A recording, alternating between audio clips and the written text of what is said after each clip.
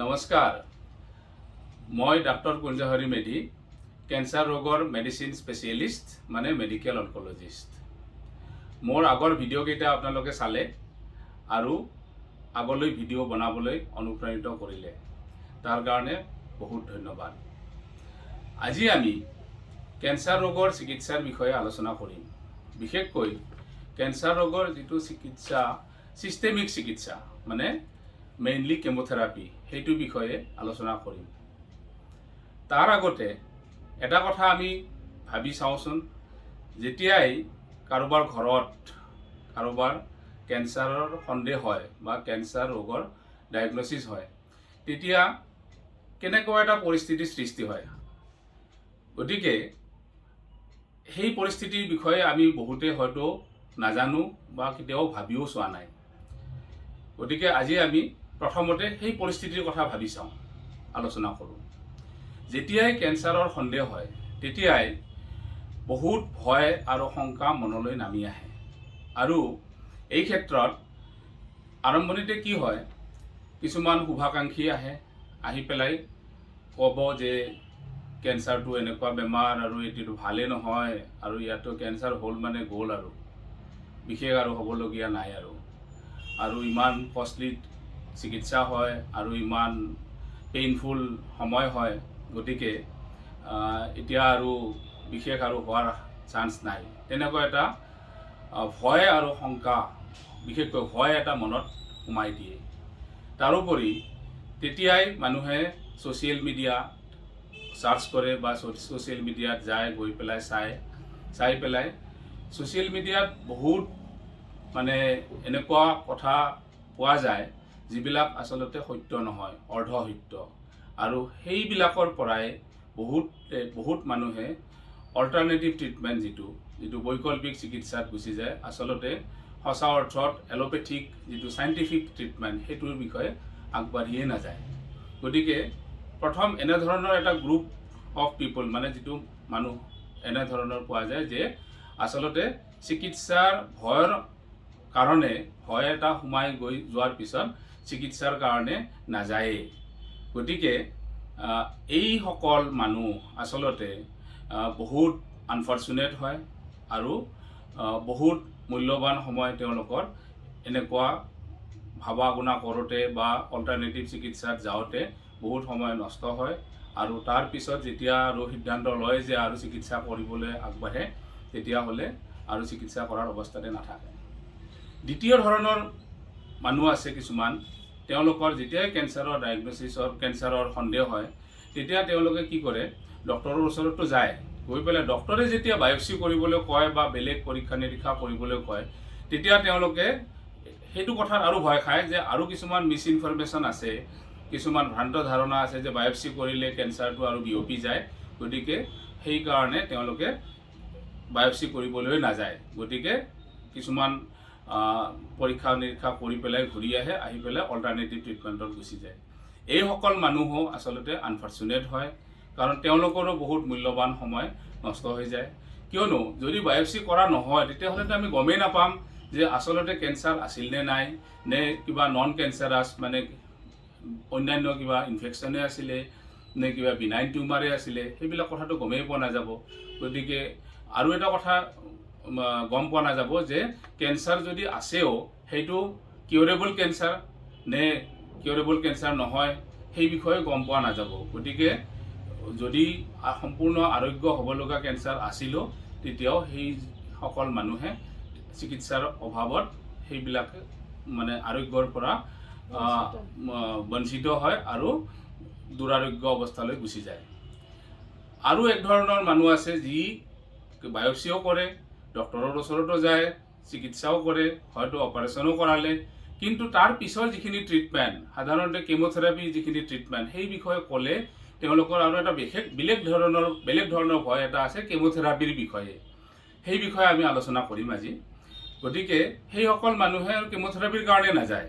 গতিকে তেওঁলোকেও অলপমান সুবিধাটো পালে, কিন্তু তেওঁলোকেও সম্পূৰ্ণ আৰোগ্য হোৱাৰ পৰা বঞ্চিত হ'ব পাৰে, কিয়নো সেই কেঞ্চাৰটো আকৌ ৰিকাৰেঞ্চ হ'ব পাৰে যদিহে কেমোথেৰাপিটো দিয়া নাযায়।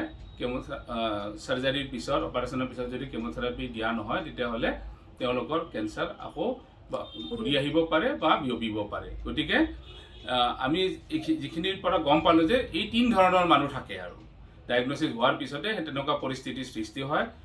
এক ধৰণৰ মানুহ ট্ৰিটমেণ্টৰ কাৰণে নাযায়ে, এক ধৰণৰ মানুহ আধা ট্ৰিটমেণ্ট কৰে, আৰু এক ধৰণৰ মানুহে ট্ৰিটমেণ্ট কৰে কিন্তু সম্পূৰ্ণ নকৰে।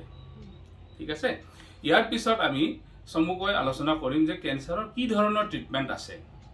কেঞ্চাৰৰ ট্ৰিটমেণ্ট জানিবলৈ যোৱাৰ আগতে আমি জানিব লাগিব কেঞ্চাৰৰ অলপ বায়'লজিটো জানিব লাগিব, নেচাৰেল হিষ্ট্ৰী। নেচাৰেল হিষ্ট্ৰী মানে কেঞ্চাৰ যেতিয়া শৰীৰত এটা অংশত হয় বা এটা অংগত হয়, তেতিয়া প্ৰথমতে ই লোকেল ডিজিজ হৈ থাকে, মানে অংগটোৰ ভিতৰতে থাকে। তাৰপিছত লাহে লাহে ই ৰিজনেল ডিজিজলৈ কনভাৰ্ট হয়, মানে ওচৰৰ পাজৰৰ অংগলৈ যায়। তাৰপিছত ই ছিষ্টেমিক ডিজিজলৈ গুচি যায়, মানে বেলেগ অংগ প্ৰত্যংগত দূৰৰ অংগ প্ৰত্যংগটো বিয়পি পৰে। তেতিয়া এইটো কোৱা হয় ছিষ্টেমিক ট্ৰিটমেণ্ট, ছিষ্টেমিক ডিজিজ। গতিকে যিহেতু কেঞ্চাৰৰ এইটো নেচাৰে এনেকুৱা লোকেল, ৰিজনেল, ছিষ্টেমিক, গতিকে ট্ৰিটমেণ্টটো কৰোঁতে আচলতে সেই কথাটোৱে গুৰুত্ব দিয়া হয়। গতিকে লোকেল ডিজিজৰ কাৰণে, লোকেল কেঞ্চাৰৰ কাৰণে লোকেল ট্ৰিটমেণ্ট হ'ল চাৰ্জাৰী আৰু ৰেডিঅ'থেৰাপি। আৰু ৰিজনেল ট্ৰিটমেণ্ট ৰিজনেল ডিজিজ যদি হৈছে তেতিয়াহ'লে লোকেল ট্ৰিটমেণ্টো লাগিব, মানে চাৰ্জাৰী বা ৰেডিঅ'থেৰাপি লাগিব, আৰু তাৰপিছত আৰু কেমোথেৰাপিৰো দৰকাৰ হ'ব পাৰে বা মাল্টিমডেলিটি ট্ৰিটমেণ্টৰো দৰকাৰ হ'ব পাৰে, য'ত কেমোথেৰাপি, ৰেডিঅ'থেৰাপি, চাৰ্জাৰী তিনিওটাৰে দৰকাৰ হয়। তাৰপিছত হ'ল ছিষ্টেমিক ডিজিজ। ছিষ্টেমিক ডিজিজ মানে সেইটো কোৱা হয় মেটাষ্টেটিক ডিজিজ, মানে বেলেগ বেলেগ অংগ প্ৰত্যংগত বিয়পি পৰিছে, সেইটো হ'ল এডভান্স ষ্টেজ। এডভান্স ষ্টেজত বেমাৰৰ কাৰণে আচলতে ছিষ্টেমিক ডিজিজৰ কাৰণে ছিষ্টেমিক ট্ৰিটমেণ্টৰহে দৰকাৰ হয়। আজি আমাৰ আলোচনাৰ মূল বিষয়বস্তু হ'ল ছিষ্টেমিক ট্ৰিটমেণ্ট। ছিষ্টেমিক ট্ৰিটমেণ্ট মানে যিটো ট্ৰিটমেণ্ট মুখেৰে খাবলৈ দিয়া হয় বা ইনজেকশ্যনৰ দ্বাৰা দিয়া হয়, সেইটো হ'ল শৰীৰত ব্লাডৰ জৰিয়তে বেলেগ অংগ প্ৰত্যংগত গৈ পেলাই য'ত কেঞ্চাৰ চেল থাকে তাতে কেঞ্চাৰ চেলক ই এটাক কৰে বা মাৰি পেলায়। গতিকে ছিষ্টেমিক ট্ৰিটমেণ্ট ছিষ্টেমিক ডিজিজৰ কাৰণে এইটো উদ্দেশ্যতে দিয়া হয়। ইয়াৰ পিছত আমি এইটো কথা কঢ়িয়াই চাওঁ যে কেমোথেৰাপিৰ কাৰণে মানুহে কিয় ভয় কৰে। কেমোথেৰাপিটো এটা সাধাৰণ মেডিচিন নিচিনাই মেডিচিন, কিন্তু এই যে কেমোথেৰাপি শব্দটোত এনেকুৱা এটা ভয় সোমাই আছে ন। আমাৰ সমাজত, আমাৰ ছ'চিয়েল মিডিয়াত এনেকুৱা কিছুমান কথা লিখা আছে যিবিলাক আনভেৰিফাইড, মানে অথেণ্টিক নহয়, মানে অৰ্ধসত্য।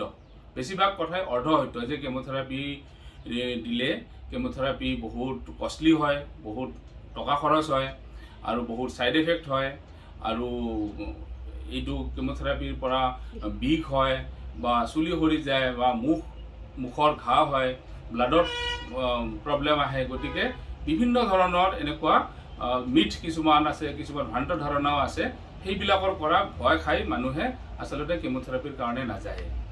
কিন্তু এইখিনিতে মই এটা কথা ক'ব বিচাৰিছোঁ যে কিছুমান বেমাৰ আছে এনেকুৱা য'ত কেমোথেৰাপিৰে সম্পূৰ্ণ আৰোগ্য পাব পাৰে, আৰু য'ত কিছুমান বেমাৰ আছে য'ত মাল্টিমডেলিটি ট্ৰিটমেণ্টেৰে সম্পূৰ্ণ আৰোগ্য পাব পাৰে। এনেকুৱা অৱস্থাত, এনেকুৱা কেঞ্চাৰৰ কেছত যদি কেমোথেৰাপিটো দিয়া নাযায়, তেতিয়াহ'লে সেইটো এটা বহুত মাৰাত্মক ভুল, কাৰণ সেইটোৰ দ্বাৰা আৰোগ্য হ'ব লগা কেঞ্চাৰো আৰোগ্য হোৱাৰ পথত নাযায়।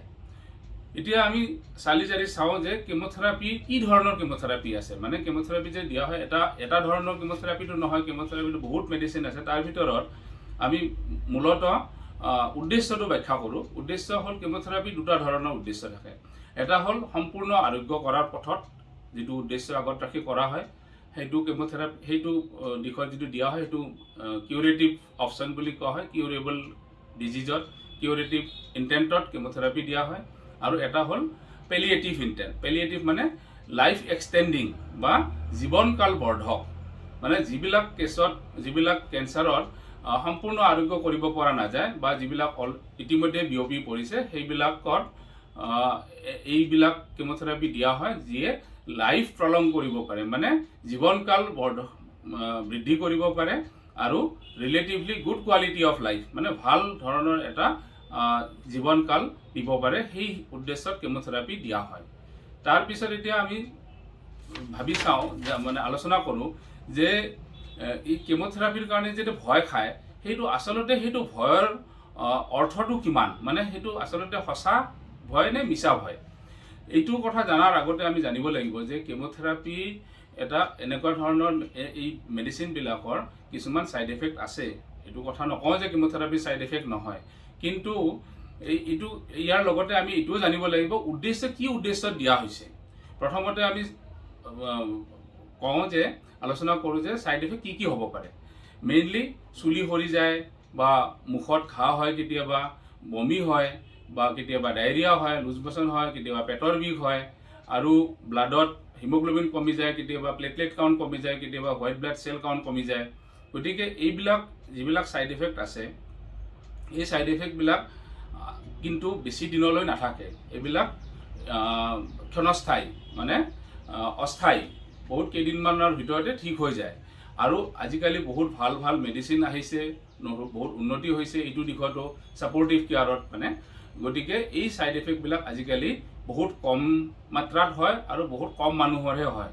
গতিকে এই ছাইড এফেক্টবিলাকৰ কাৰণে ভয় খাব নালাগে।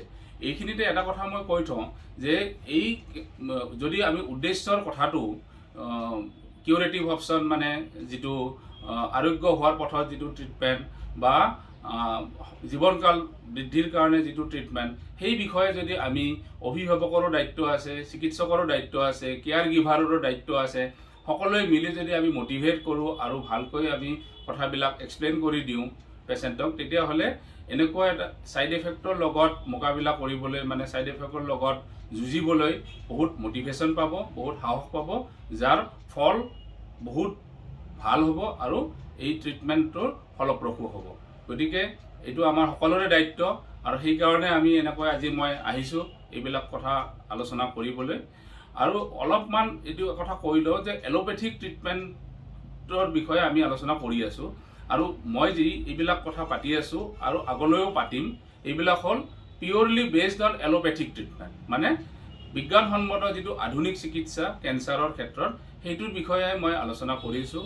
আৰু কোনো অল্টাৰনেটিভ চিকিৎসা, অল্টাৰনেটিভ ট্ৰিটমেণ্টৰ বিষয়ে, মানে বৈকল্পিক চিকিৎসাৰ বিষয়ে মই একো আলোচনা কৰা নাই, আৰু সেই বিষয়ে মন্তব্য দিবলৈ মই অপাৰগ। ছ'চিয়েল মিডিয়াৰ ইনফৰমেশ্যন যিবিলাক আছে, সেইটোৰ বিষয়ে আৰু এটা কথা মই কৈ থওঁ যে বহুত কথা সেইবিলাক অৰ্ধসত্য হয় আৰু আনভেৰিফাইড হয়, আনঅথেণ্টিকেটেড হয়।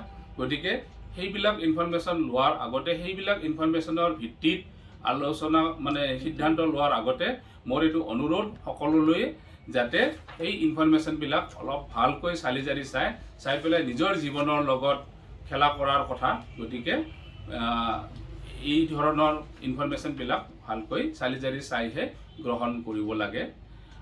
আপোনালোকে মোক সময় দিলে আৰু মোৰ ভিডিঅ'বিলাক শুনিলে, আৰু আশা ৰাখিছোঁ আপোনালোকে ইয়াৰ পৰা বহুত লাভৱান হ'ব, আৰু মই আগলৈও এনেকুৱা ভিডিঅ' আনি থাকিম।